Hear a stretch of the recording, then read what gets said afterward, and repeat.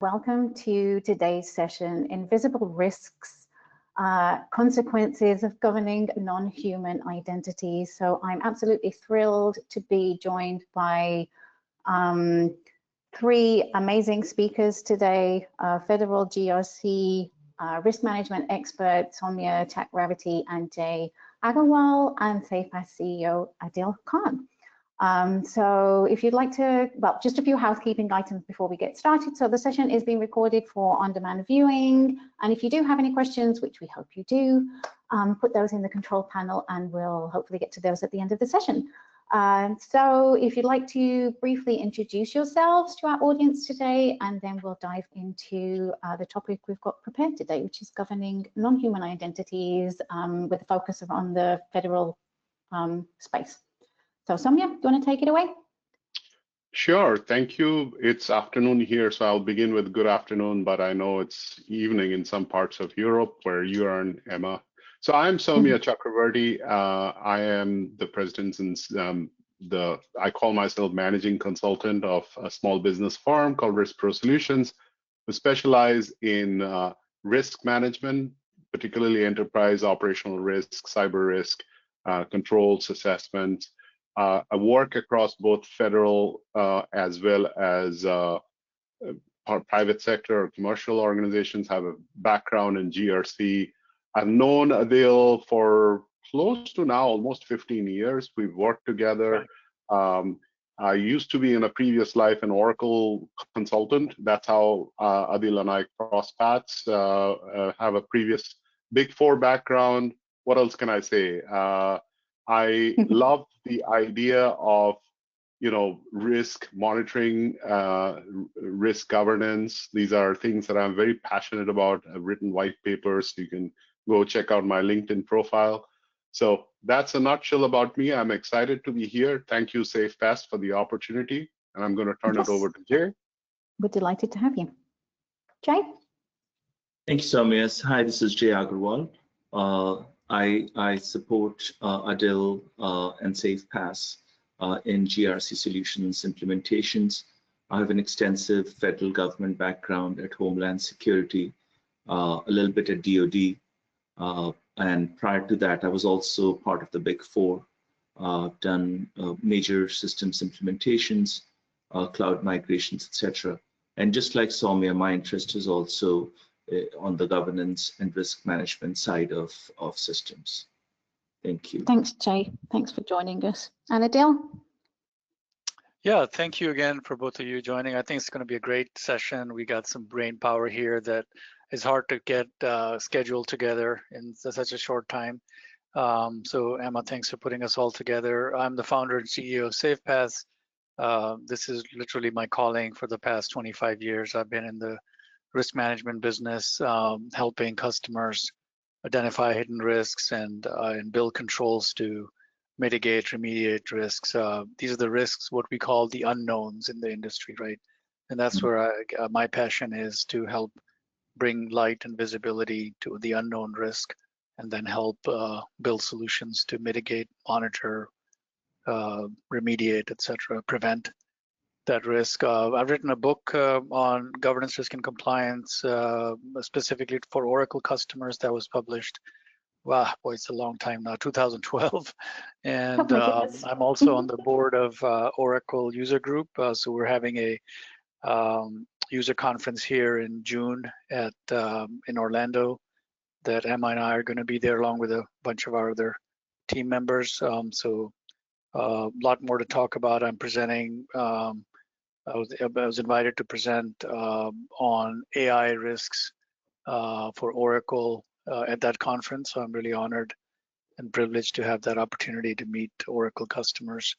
What else I can say? So yeah, I've worked with these guys for a long time, had a lot of respect for many years, and I think you'll hear some great new perspective that is beyond the elevator pitch and the media buzz, that really gets down to how we can help you solve the most challenging problems in your business. Yep, thanks, Adil. I'm super excited. So we're going to be diving into a topic that's quickly becoming central to cybersecurity, governing non-human identities, NHIs as they're known as. So everything from service accounts to APIs and machine workloads. So as agencies scale automation, cloud, and AI adoption, these identities far outnumber users as they introduce unique risks if left unaddressed. So Soumya, let's dive into the session. Yeah, so thanks. As Emma mentioned, NHIs are one of the biggest risk areas in the organization. And that is largely because the volume of non-human identities, or NHIs as they're called, as we're seeing today, they're exploding at a rate faster than anything else. And right now, the volume of NHIs far surpass human accounts. With especially rise in cloud-based applications, AI, automation agents, quantum computing, these NHIs are performing mission-critical functions within any organization, and yet they are largely invisible to management because they continue to operate in the background. They're always on, and often what we find is these accounts or identities possess excessive or high-level privileges, and it's hard to monitor them. So it's a perfect storm if you combine all of these factors together. And what you're going to hear reverberate throughout this presentation is that traditional security controls like multi-factor authentication, like periodic access monitoring, etc., they're not always very successful or effective in managing or governing the NHIs. Because of the massive unmonitored proliferation of NHIs, it presents a huge attack surface for the threat actors that is highly accessible, provides a highly accessible entry point to sensitive cloud and infrastructure systems. So NHIs really span across multiple platforms, as Emma touched upon, and architecture.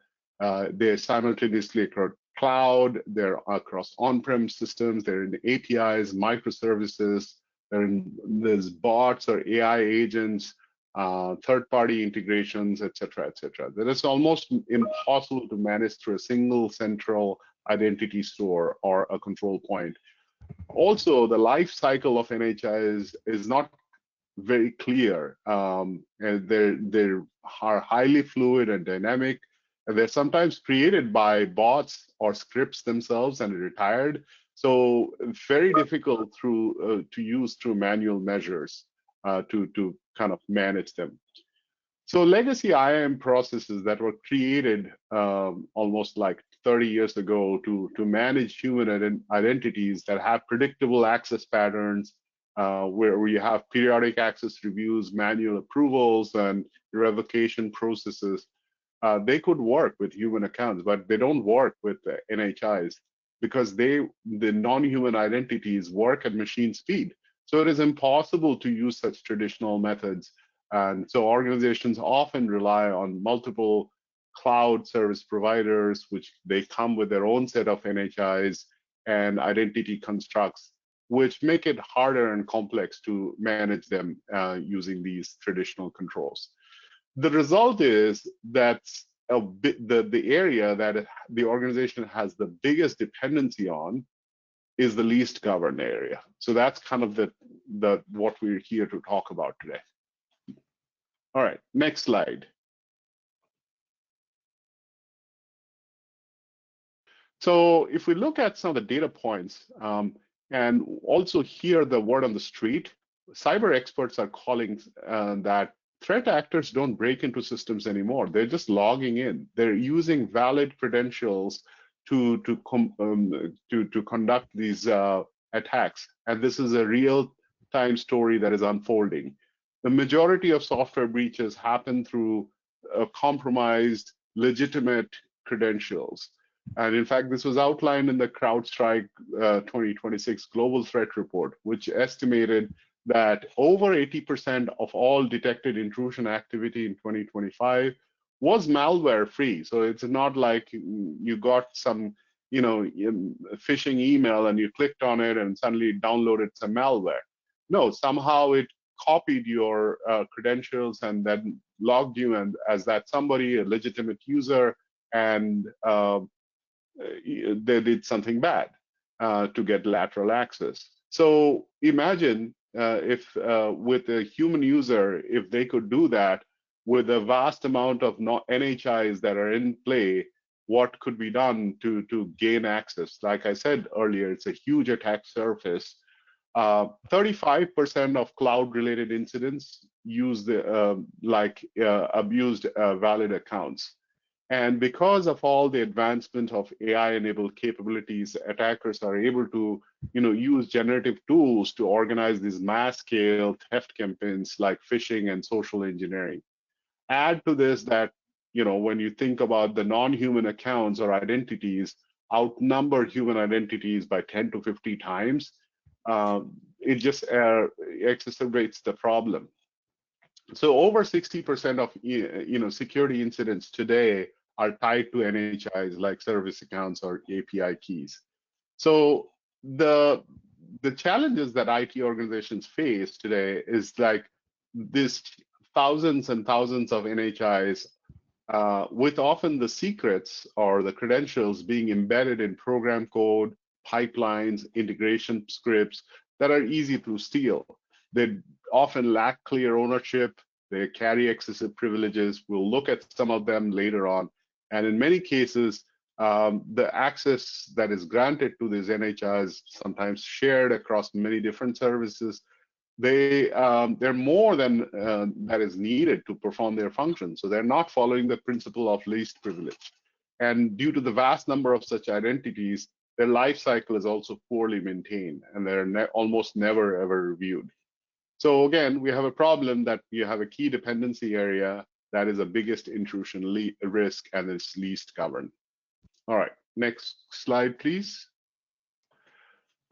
So before we get too far into the discussion of NHIs, people always think like, oh, these are just like the service accounts.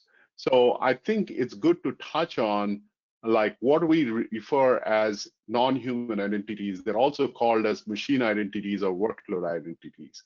So the various types of NHIs that are involved, of course, you have service accounts, which are type of non-human identity used by software for machine-to-machine conversation. They're used for both on-prem and cloud environments, and they're implemented differently, but the core purpose is the same thing, which is basically a secure, distinct identity for machine-to-machine conversation. Then you have system default accounts. And I've seen a lot of discussion or auditors asking about system default accounts. These are a non-removable account. This is when you install Oracle applications or you installed Microsoft applications. There are certain accounts that come with the software. You have to keep them, but they're used for the installation as well as to perform essential system level functions. They're predefined, come with specific permissions, and required for the OS or the application to perform. So that also forms a part of the family of the NHIs. Then you have application identities, which is a unique digital identity of a software component that allows system to recognize, authenticate, and authorize the application itself. So when you run for Oracle apps or Hyperion, they come with their own identities. That is basically tells the operating system that that's Oracle that is performing certain programmatic functions. Then you have API keys, tokens, and secrets. They all form of credentials but serve different purposes. API keys are calling application tokens, which authenticate a user or workload with granular permission, and the secrets are any sensitive credentials using keys and tokens that need to be protected. Then you have workload identities, which is a non-human cryptographically verifiable identity assigned to software workloads such as applications, containers, microservices, scripts, serverless functions, so that they can securely authenticate and access other services without relying on long-lived credentials. And then you have certificates and machine credentials, which are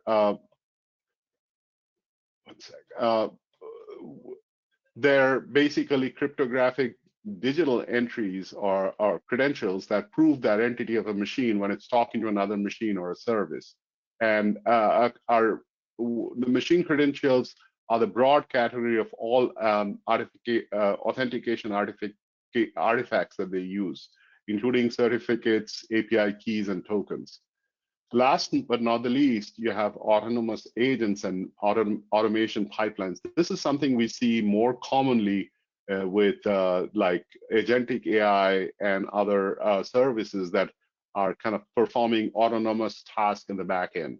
They're used to authenticate access systems, trigger workflows, interact with the other software on behalf of the humans.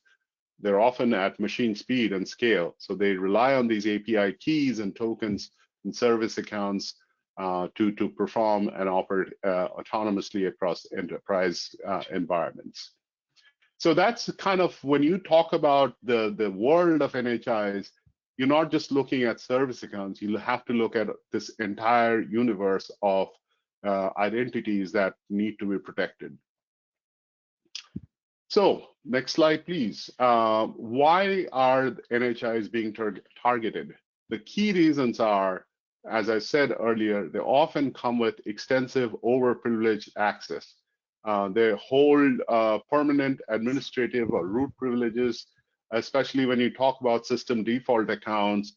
They're granted access to critical databases and cloud environments or containers. So then you have the invisibility of the security controls. Well, they're always on. I mean, they're no login particular times. Some of these services are continuously running in the background, so they're continuously connected, and so that again increases your risk exposure for these NHIs from an unauthorized access perspective.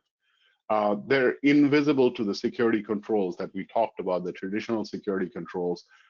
They go unmonitored and they often lack audit logs. Therefore, like any breaches involving NHIs, almost go undetected for months. Weak security management. Secrets, API keys, and credentials are often hard-coded into the scripts. They're rarely rotated.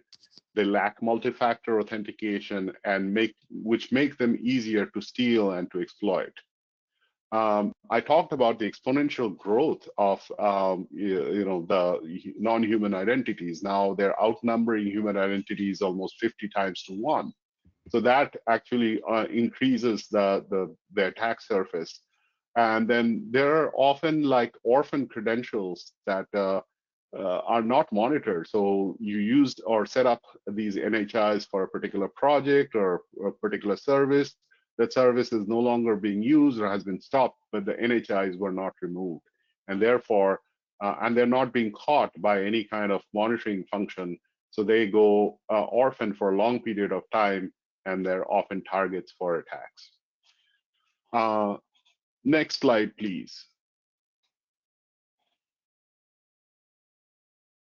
And as I said, like the CrowdStrike report here, you can take a look at this year's 2026 CrowdStrike report. They actually place a lot of emphasis on NHIs.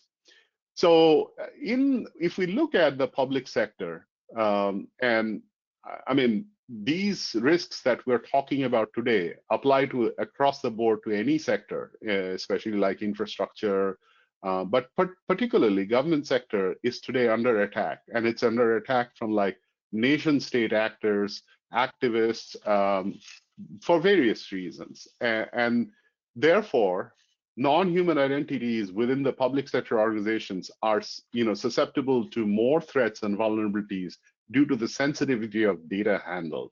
You're talking of public data, which contains PII, PHI, etc. There's a expanding digital ecosystem across the government, which with cloud enablement, with AI adoption, that increases the threats for NHIs.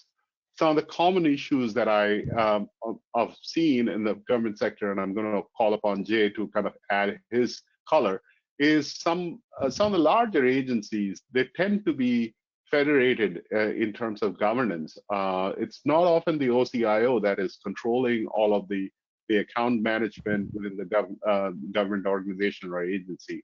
So what happens when you have a decentralized federated environment is there is an increasing risk of lack of clear accountability and ownership of NHIs. Coupled with that, in some cases, we're seeing that there's lack of policies and, more importantly, standard operating procedures for managing these NHIs within the system teams. Due to the huge pace of integration, like a lot of projects going on at the same time, cloud enablement, AI development, automation projects, whatever have you, they're adding NHIs at a rapid pace. And so there's a proliferation without a consistent plan to manage them. Life cycles are very difficult to manage. As I said, they're being created by automated scripts, they're being retired. Nobody has clear visibility as to what's going on. Service accounts are often shared across multiple services, and we'll look at that a little bit later in this presentation. And so because I'm doing X or having the service do X and Y and using the same account, they're often traversing paths. So they're leading to not only excessive privileges, but also segregation of duties conflicts. I will now turn to Jay to come on online and also talk about, share some of his insights from his clients. Jay? Thank you, Soumya. And thank you for this wonderful context. It really puts into perspective, the vulnerabilities and so many attacks or risks that federal agencies face today. And I'll share a couple of examples with you that I've actually seen firsthand over the years, over my more than a decade at Department of Homeland Security.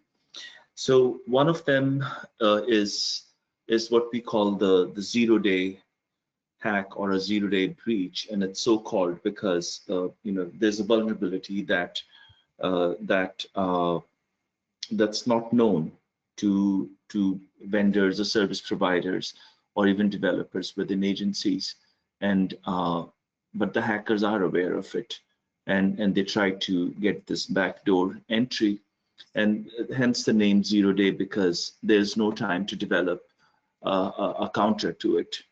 But even if a counter is prepared, and by the time it reaches the government, given its size and complexity, and very importantly, as Soumya mentioned, the decentralization of resources and lack of accountability, even if it takes 1 to 2 days for the government to receive and implement this the solution, the window is very small, but it's enough for the hackers to steal the API keys and enter the system.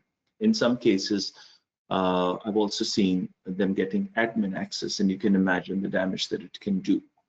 So yes, it does raise an alarm, and InfoSec teams jump in, but by the time they do it, all hackers need is 1 to 2 hours, and in that 1 to 2 hours, they can download or hack into system and steal data. So that's one, not too common, but also not too uncommon. It does happen.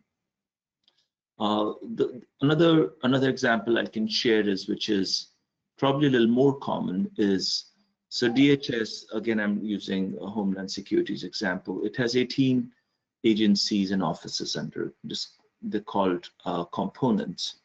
So when a person, with whatever level of access, moves from component A to component B, so let's say between customs to TSA or to Secret Service or Coast Guard, etc., whatever the component name might be. So at the receiving agency, credentials are often copied from the old component. But the old credentials, they're not removed or disposed of properly, and they're just left abandoned indefinitely. And that begs the question, what happens? Don't they get deactivated after a certain period of not being used? But amazingly, that's not the case. There's no best practice in the federal government to deactivate accounts, except at the end of the fiscal year. So they could lie abandoned for up to 12 months. And that's a huge vulnerability. It's known, and obviously hackers know it very well too. And one last observation I want to share is, which seems to be becoming more and more common. The government has put into place safeguards such as FedRAMP certification for any kind of cloud data computing, cloud migrations. But there's a misconception that these cloud credentials are foolproof, but that's not the case. So even with FedRAMP at multiple levels, and so I know for a fact DHS and DoD and DOE all require FedRAMP, but whoever the CSP providers, whether it's AWS or Azure or Oracle, they may not store their credentials with the same level of stringence that's required. So without MFAs or SSOs in place, and this is probably the most common one. That's the most common backdoor entry. It's a low-hanging fruit for hackers, and it's an easy entry point. So those are some perspectives I wanted to share with you. And with that, Soumya, I'll hand it back to you. Thank you. Yeah, great points, Jay. Thanks so much. And those are real practical examples of what we're seeing out there. This slide kind of, Jay already touched a lot of them, and I also touched on them, but I'm going to speak briefly. So the federated system governance really makes it difficult, especially in terms of fragmented tooling when you monitor the use of NHIs. It kind of leads us to having no single source of truth to manage NHIs. And when you think of that, the OCIO doesn't always have, the department-wide OCIO doesn't always have the governance across all the operating divisions as well as system teams. Such proliferation of NHIs is going to be very hard to manage and monitor. So kind of turning to the OCIO and saying or the CISO and saying, you're the agency CISO, so I hold you accountable, that's not fair to them either. Because the lack of clear ownership and accountability for NHIs, it's that old adage, security is not just the CISO's responsibility, it's everyone's responsibility. So to kind of counter that, to kind of enable that, what we're also seeing, and Jay touched on that, there's weak procedural governance, starting with no consistent inventory, incomplete lifecycle management, and often these NHIs are excluded from privileged access management review and certification processes. So what we're seeing is that auditors are asking a lot of questions. There's pressure continuing to rise. They're focusing heavily on the application layer in addition to the infrastructure layer. So you need some more a pervasive approach to managing NHIs. All right, let's go to the next slide and discuss about what are some of these causes that we're seeing that causes the compromise of non-human identities. Credential storage is not secure. So in many cases, we've seen secrets, API keys, or passwords being hard-coded into the scripts, configuration files, or pipelines, rather than being stored in a centralized vault. So they're easy to steal from these sources. As I mentioned, lack of periodic reviews, the service accounts and associated privileges are rarely audited. Almost always they have excessive privileges and they're outdated, meaning some privilege was added but never revoked when that service went away. They don't have any rotation or expiration policies. Credentials remain static indefinitely, giving threat actors a whole wide window to discover and exploit them. There's also some risk of shadow automation and undocumented integrations, especially, I've been reading a lot about the government's AI strategies, let's try first. That's fine, but when you try first, you run the risk of shadow automations or shadow AI going on in the background, and as a result of that development, you now added a few hundred more NHIs that are doing something that are not that are below the radar and they're not being monitored. no centralized inventory. So without a single source of truth, you cannot track what you cannot track, what you cannot govern. And then their activity, meaning the NHI activity, is not being logged or monitored. So they're often, even if there was a compromise, it would take a few days to actually discover, and then by then a lot of damage would have happened. So governance is, next slide, please. Governance is having a hard time keeping up. So because of the explosion of the service accounts, the sheer volume, the cloud adoption, creating more identity sprawl, there's increased reliance on machine-to-machine transactions. We now need to follow a process of governance that is kind of non-traditional. The way we have done things is not working anymore. So you cannot have centralized governance in having one identity source, when in reality, you're adding NHIs almost at every single level of the organization and every single layer of the infrastructure. It needs to be distributed. And you need to manage NHIs where they're actually being created and used. Not just a central place where you can record them for document keeping sake. Let's move on to the next slide. I know we're running a little short on time. So here's a plethora of best practices, kind of like the money slide for this presentation, which talks about like some of the comprehensive governance framework for managing non-human identities. So starting with policies and standards, good old policies. I mean, you can never go wrong, or you can never have too much documentation. But having really clear policies, standards, and procedures on how your agency or organization wants to manage non-human identities is the foundational bedrock. Without this, governance is ad hoc and inconsistent. Having a real-time inventory of non-human identities is important, and we're going to hear from Adil and Jay about how some of the technology tools like SafePass can actually help with that. You cannot govern what you cannot see. Also, it's not just enough to have a documentation of the NHIs, because it's not a laundry list of identities. They're not all doing the same thing. They have different risk exposures associated with them. So having a classification of NHIs by risk and function of what they're doing in the ecosystem or the organization is important.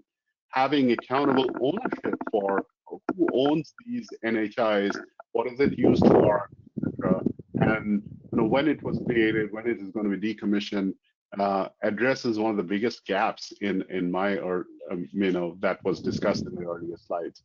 And along with that, having a life cycle governance. So having structured processes to manage from kind of creation to decommission, or cradle to grave, as we call it, for access, for usage, and monitoring, credential rotation. This will help prevent accumulation of orphaned, overprivileged identities that we often see today. Standardized approval workflows, having formal, consistent processes for provisioning NHIs, ensure that new identities are created with the appropriate approval, human in the loop, and there is proper documentation from the start. Applying zero trust principles for secret management with automated rotation, having some kind of monitoring and baselining where you're establishing behavioral baselines for NHI. So it's not just like this identity logged in at this time or has been logged on for what is it doing in the system? Having those context specific and then having periodic access reviews and certification also on top of the actual monitoring.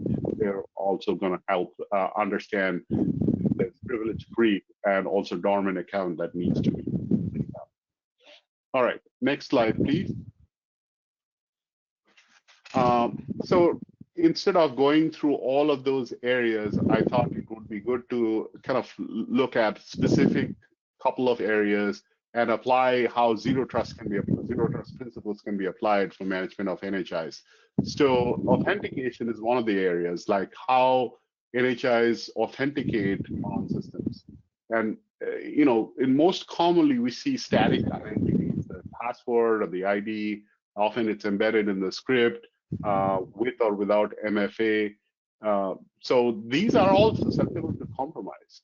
So moving away from static identification to using dynamic identities for NHIs is a core part of zero trust security. How does it work? There are a few examples here. So ephemeral tokens or short-lived tokens, that's like an API key. The system generates a token that is valid for a short period of time or even a single transaction. So even if an attacker steals it, the key is likely to expire before it can be used. So that's one example. Just-in-time access. So in this, a permission is granted just in the moment when the machine needs to perform a task. So this theoretically means that there are no standing privileges. This NHI gets the privilege at the time of the transaction. So there are no standing privileges that attackers can exploit. And then I mentioned about this a little while ago, context-aware authentication. Like it's not just seeing like when the NHI logged into a system or identified itself.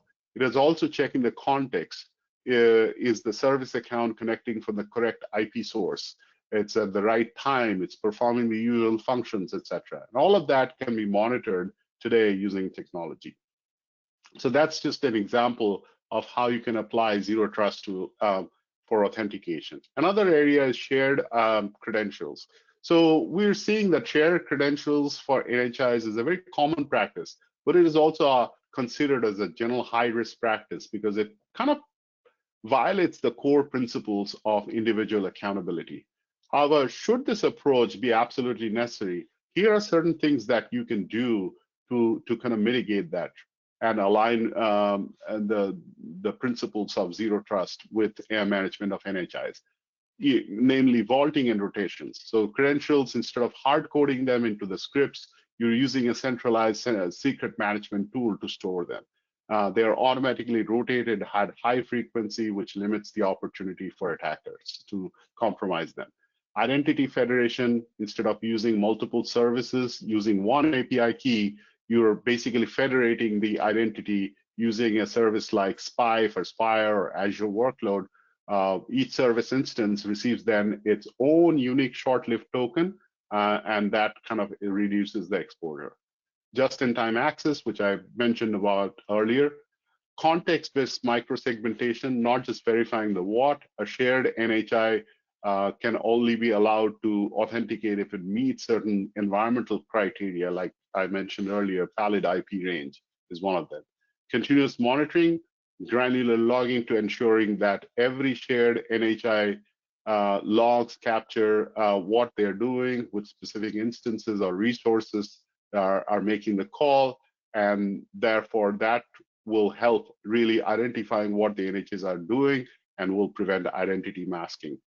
And then the principle of applying the principle of least privilege, only grant access for what the function or the service that the NHI is carrying out, and not some broad set of privileges. All right, at this point, I've spoken enough. I'm going to turn it over to Adil and Jay to talk us, lead us through the SafePass capabilities and what technology can help in terms of monitoring. Yeah, Soumya, thanks for that great insight on some of the risks as well as some best practices on how to deal with this emerging hidden risk that many of our federal agencies in the US are facing and overall in many industries are facing. So I'll talk a little bit now about how we have built these best practices into the SafePass platform, which is widely used by 10 million plus users to protect against identity risks, securing the identities. So we have been researching this since the beginning of the trend on NHIs many years ago, and that has accelerated last 3 years with the introduction of AI agents, as Soumya touched on. So if you think about what invisible identities do to an enterprise, or in terms of risk to the visibility and the consequences. Here's a quick checklist for you to take back and maybe baseline your current NHI assessment.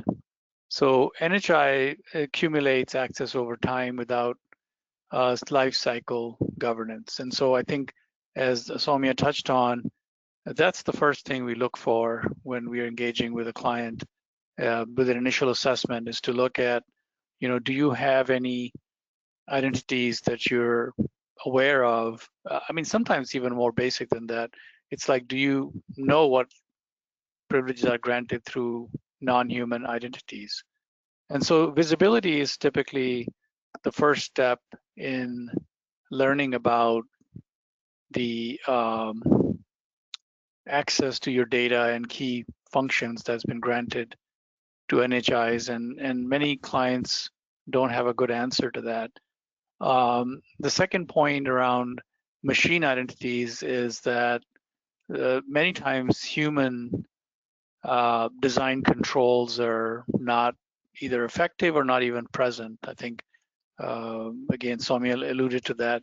So look for those controls that are specifically built in your organization for non-human identities or human identities where they can be extended to non-humans. So I think privilege granting privilege and revoking privilege. How does that happen? Is there any approvals? If you delegate from a human to a non-human, how does that delegation of authority translates into effectiveness of control? And so look for that effectiveness of the control in that area as you're assessing your current landscape to make a business justification to building a solution that will monitor and mitigate the risks of NHIs. The third item on the list is service accounts that have become basically persistent around lateral movement vectors. What that means in plain English to me is that the APIs, the one-off application IDs, for example, we talked about. Somebody talked about Oracle, so very familiar with the Oracle Apps account. Oracle EBS has apps accounts that controls access to all the data. So if you're giving that account to any of the agents to be able to do vast analysis on your data, that can then grant access to other agents.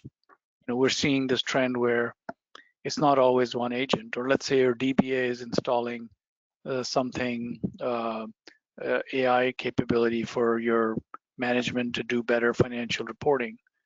And as part of that, they've granted the agent or agents access to the app schema as part of the solution set to be able to get to, let's say, purchasing data, general ledger data, things like that. So now you've basically make that capability for the agent to grant it to the other agents that spawns the work. So it you can get the point, getting out of control. Item number 4 in the assessment checklist that would be important for you to gain some visibility would be the lack of ownership and documentation that creates the blind spots, right? So Soumya again made a great point about documentation cannot be enough, right? So that's what we see, that there's lack of documentation, there's lack of ownership. And so how do you create that accountability around NHI specifically? Because most well-run organizations today have accountability for human identities where they would assign either by identity or by roles the control of those roles or identities to a manager. Sometimes they're known as people managers or role managers, folks like that. But there's a blind spot when it comes to the ownership of non-human identities. So go and take a look at what you have in place today. And what we find is this not much, or in some cases nothing, right? So that helps you create the drivers for you to take on a new initiative in your organization to protect against the NHI risk. And the last but not least is the system-generated identities, which are spawned off by other systems or machines, and they're completely unmanaged. So there's no approval process, there's no life cycle management that's transparent. It's all hidden in this machine where you can't get to. So this 5-step checklist around lack of visibility or transparency will help you make a business case and a justification for taking on a new initiative in your organization for NHIs. Next slide, please.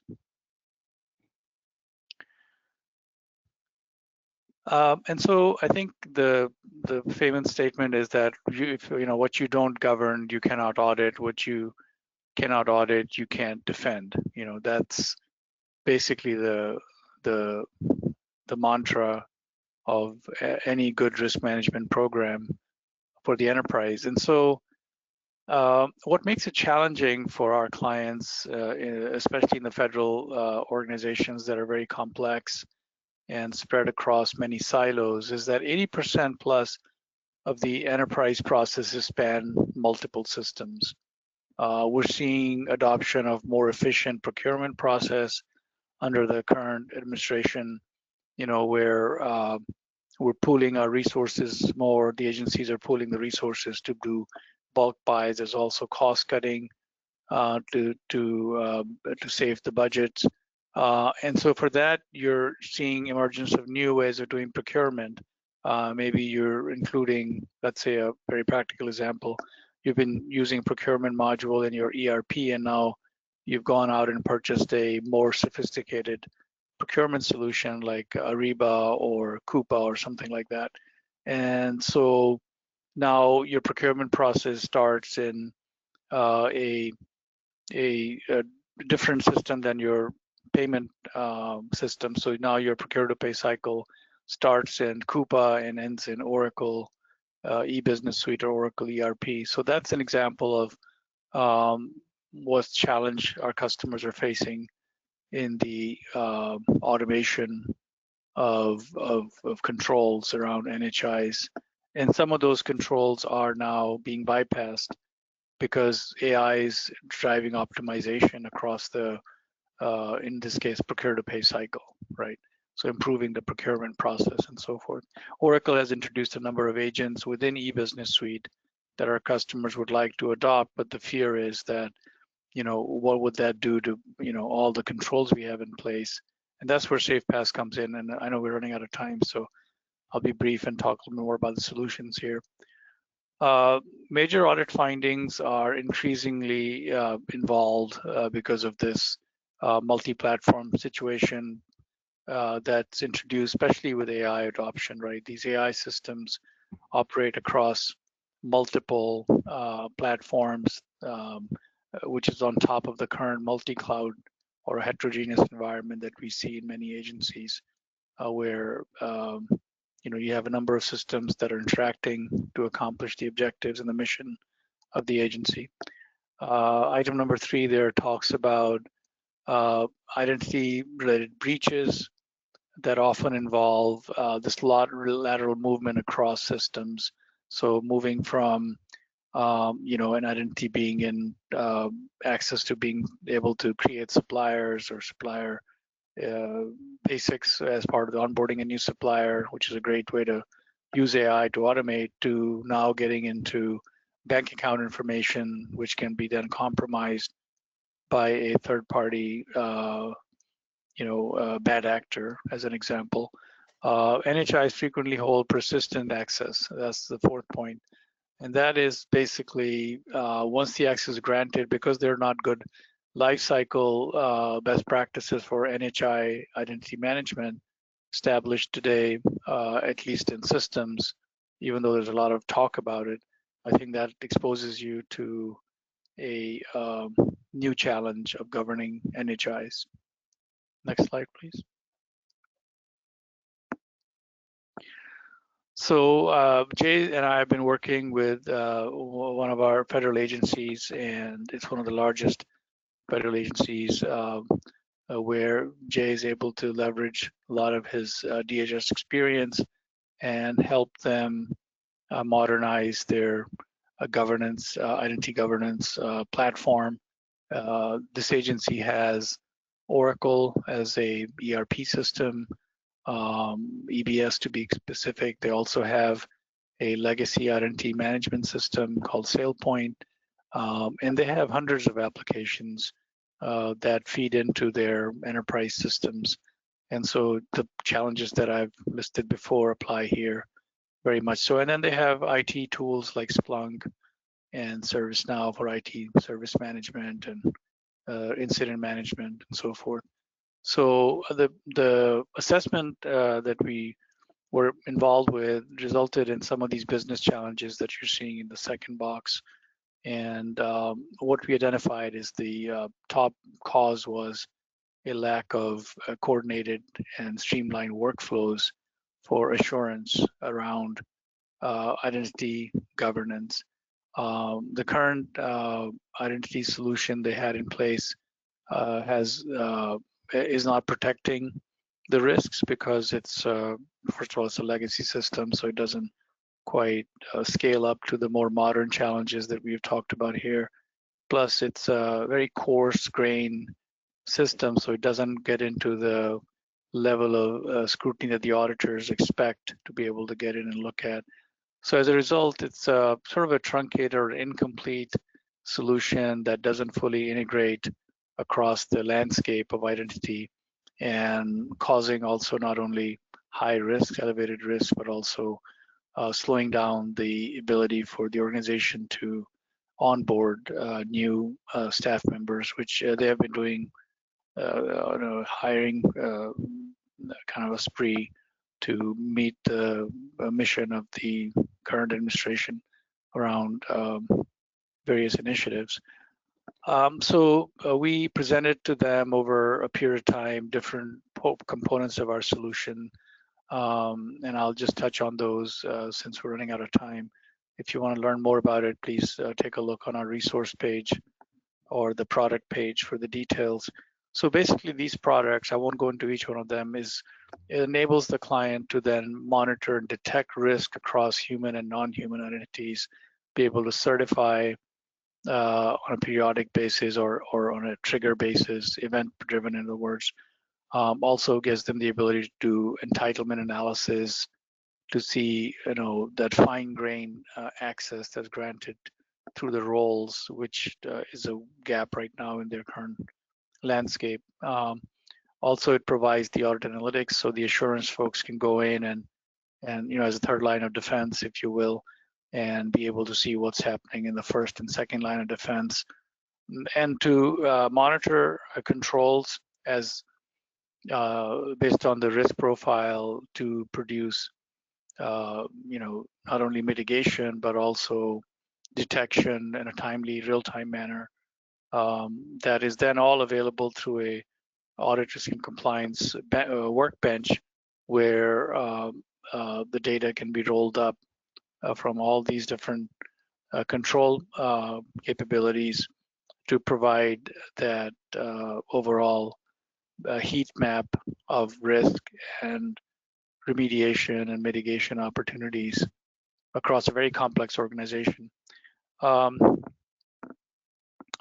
So maybe I'll pause here before we talk about success, and let just Jay talk a little bit about how we organize a engagement like this and engage with clients, in this case a federal agency, to help them go from understanding their needs and requirements, mapping them into our solutions, and then deploying that. So Jay, if you want to just maybe share a perspective on how we would deploy a solution like that, and then I can close by giving some success stories. Yeah. Yes, thank you, Adil. Again, as we're running out of time, I'll keep it very brief. So Adil talked about the SafePass solution sets, the access monitor, access certification manager, audit risk compliance monitoring, controls monitoring, etc. But really what it comes down to is controlling that access, controlling it, managing it, certifying it, and as we say, the proof of the pudding is in the eating, is to go through an audit compliance and successfully getting that signed off. So having a successful audit of our controls in place. So we reduce or completely mitigate any kind of transaction risks. At the end of the day, that's all an EBS system is, the system of transactions. On any given day, if you combine all the 18 components, you're looking over 1 million transactions a day. So imagine if you can mitigate that risk. So that's really what we're trying to do at Homeland Security, is bring together these tools. So the way access is provided, how it's managed, how it's certified, how it's monitored, and ultimately how it passes audit. So that's the solution we're bringing to the Homeland Security Department and being successful at it. So I'll hand it back to you, Adil or Soumya. Yeah, thank you, Jay, for that overview of how we're deploying these solutions. So just to wrap up with what the success expectations are, and please use this as a guideline to create a business driver for your own agency or organization. So what we expect to deliver as a result of this investment and ROI, if you will, is a ability for our client to be able to reduce the risk below 10%, all kinds of asset risk. So it's from 60-65% down to less than 10% residual risk through automation. So that's a major objective that we expect to deliver. The audit prep time, which currently takes anywhere from 22 days to 30 days, will be down to 2 days because it's all automated through the audit workbench. Compliance and audit cost savings as a result of being able to do that through an automated process would go down significantly. So they have significant amount of hours that go in, both from people that certify the identities as well as people that prepare the data in various systems, across various systems. So we see a big reduction in that compliance efforts.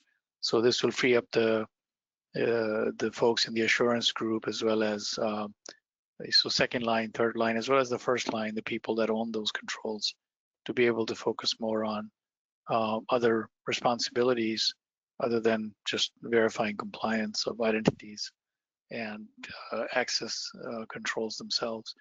And then because we are automated through this federated approach, we will be able to deliver the remediation within a 85 to almost 90% faster, because we can connect with their provisioning systems, their ITSM systems.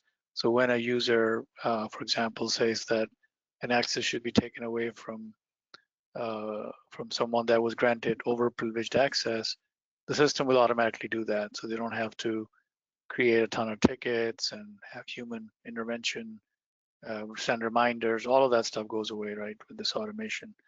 And then as the federal agency modernizes their platform, they'll be able to acquire new applications, new AI capabilities, and onboard them onto the platform securely within days, which in many cases in today's environment can take months. And that's because we have AI-enabled native connectors. You can see a bunch of those for the major tier 1 applications on our homepage, but also we have the ability through our data pass tool to transform source data into target very quickly.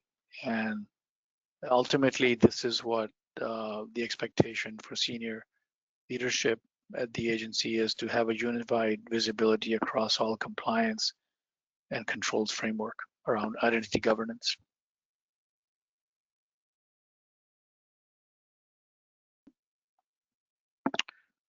So we're over time. I'll just leave this slide with you. I don't think we have time to go through every element of it, but one thing that I definitely want to mention is that we take a line of defense approach when it comes to governance.